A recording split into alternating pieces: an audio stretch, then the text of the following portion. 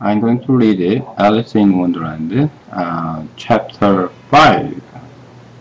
Alice met a caterpillar, which was a smoking caterpillar.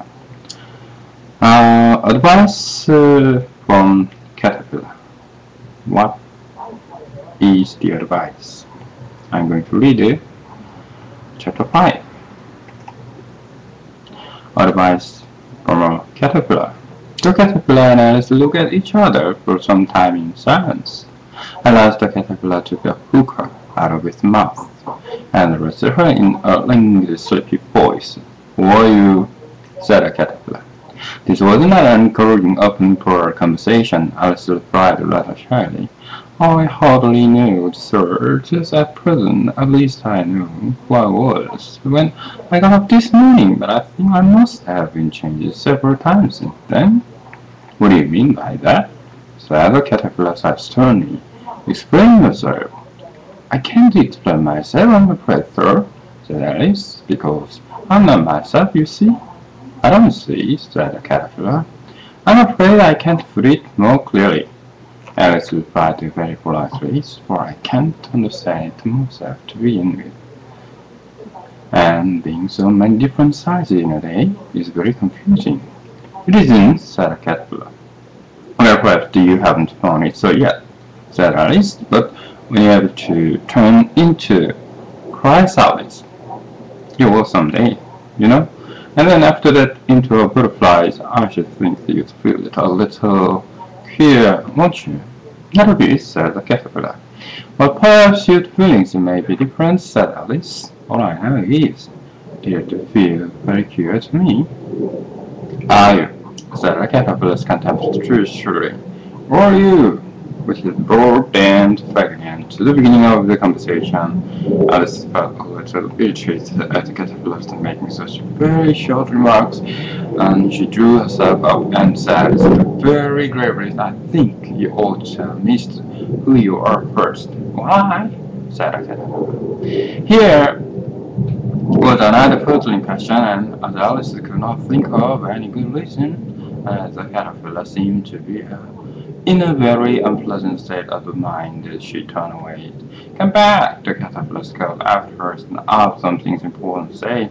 It sounded promising. Suddenly Alice turned and came back again. "Keep your temper," said the caterpillar.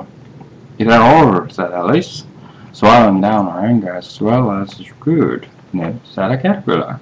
Alice thought that she might as well wait, and that she had nothing to do. And perhaps after all it might tell her something worth hearing, so for some minutes it popped away without speaking.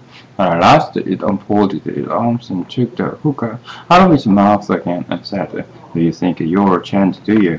"I'm afraid I'm, sir," said Alice. "I cannot remember things as I used, and I don't keep the same size for 10 minutes together."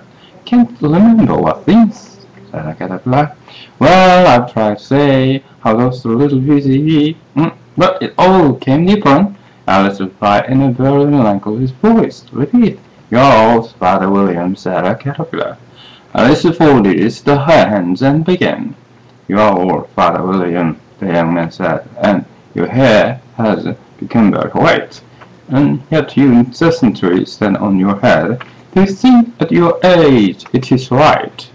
"In my youth," Father Williams replied to his son, "I fear it might endure the rain, and now that I am perfectly sure I have mentioned why, I do it again and again. You are all," said I youth, as I have mentioned before, "and I have grown most uncommonly fat yet, and you turn backs to somersault in at the doors to pray. What is the reason of that?" My youth said the stage, and as he shook his grey locks, "I kept all my limbs very supple by the use of this ointment. 1 shilling the wax. Allow me to sell you a couple."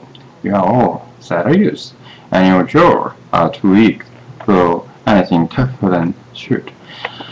And the youth finished the goose with the bones and the beak, and praised, "How did you manage to do it?"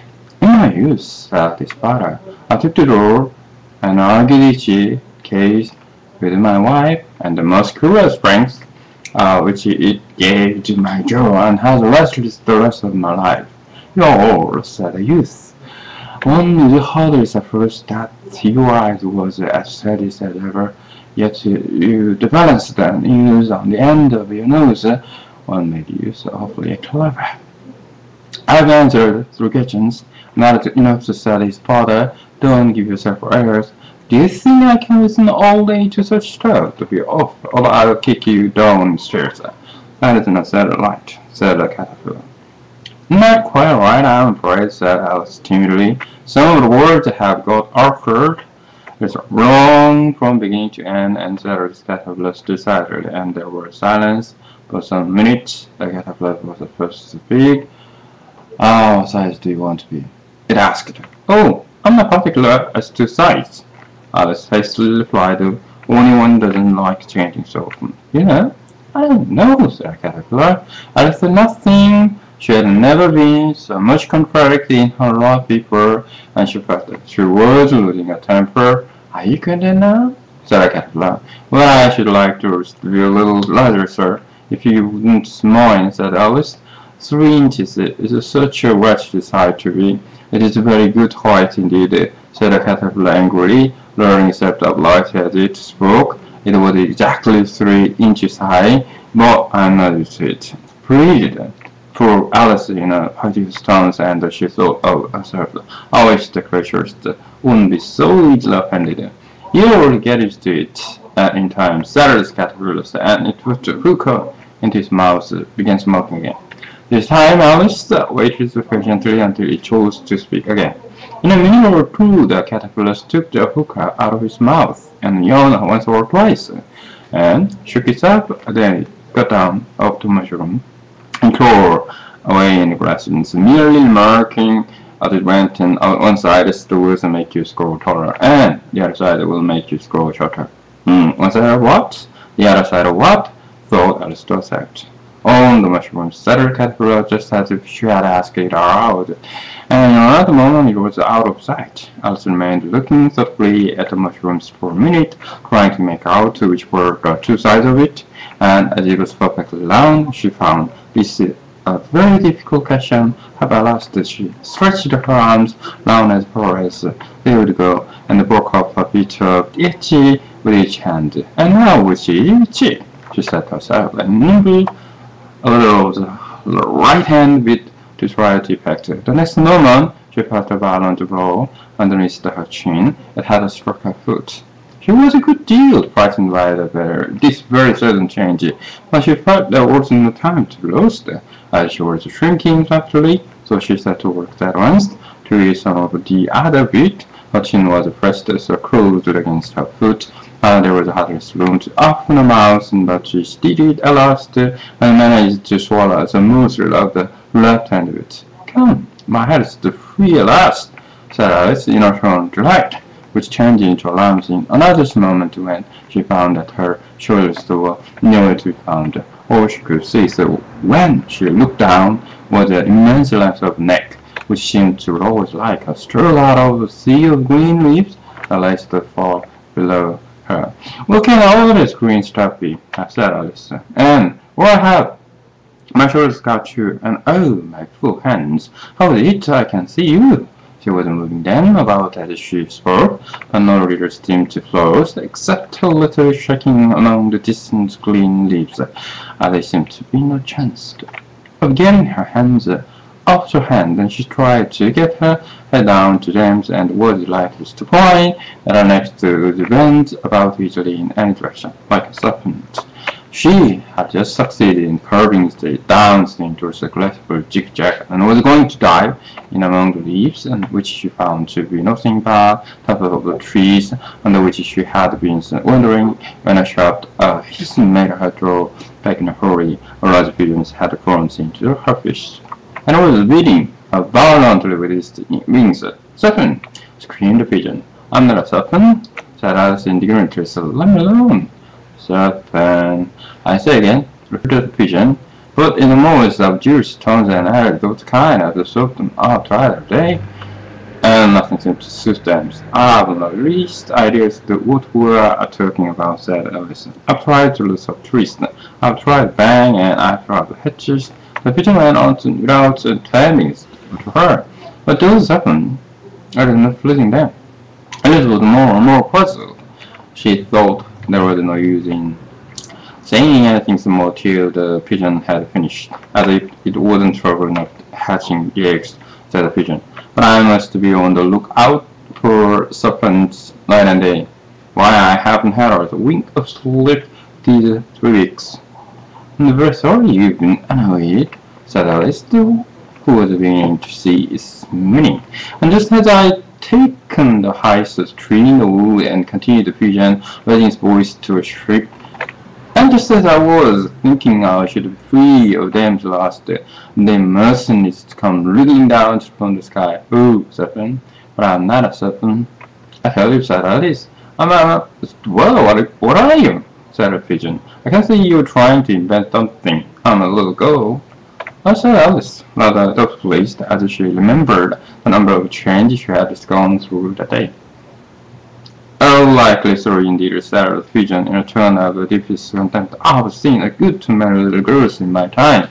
Never one with such a neck as that. You know, you're a serpent, and there's no use denying it, and I suppose you would be telling me next that you never tasted an egg.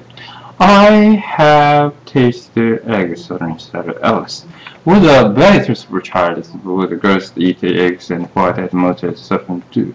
You know? I don't believe, said the pigeon. But if they do, and why, then they are kind of serpent. That's all I can say. This was such a new idea to Alice that she was quite silent for a minute or two, which gave the pigeon opportunity to him.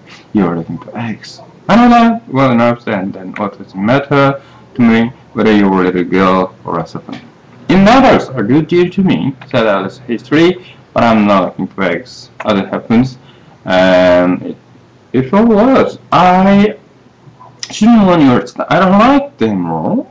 Well, we often settle pigeons in salty tones as it settled down again into its nest. Alice crouched down among the trees as well as she could, for her neck kept getting entangled among the branches, and every now and then she had to stop and twist it. After a while, she remembered that she still held a pieces of mushroom in her hand, and she set to work very carefully, leaving first at one, and then at the other, and growing sometimes taller and sometimes in surface down till she had succeeded in bringing herself down to her usual height. It was so long since she had been and since the neutralized size that it felt quite strange at first, but she got used to it. In a few minutes, she began talking to herself as usual. Come, there's half my friend now. Help! How fooling all these changes are! I'm never sure I'm going to be from one minute to another. However, I've got back to my right size. The next thing is to get into that beautiful garden. How is that to be done, I wonder? As she sat at distance, she came suddenly upon a place with a little house in it and about 4 feet high. Whoever lives there, thought Alice, it'll love her to come up there and decide. Why should it frighten them out of their wits? So she began nibbling her right hand again, and did not venture to go near the house till she had brought herself down to 9 inches high. Very interesting. Done.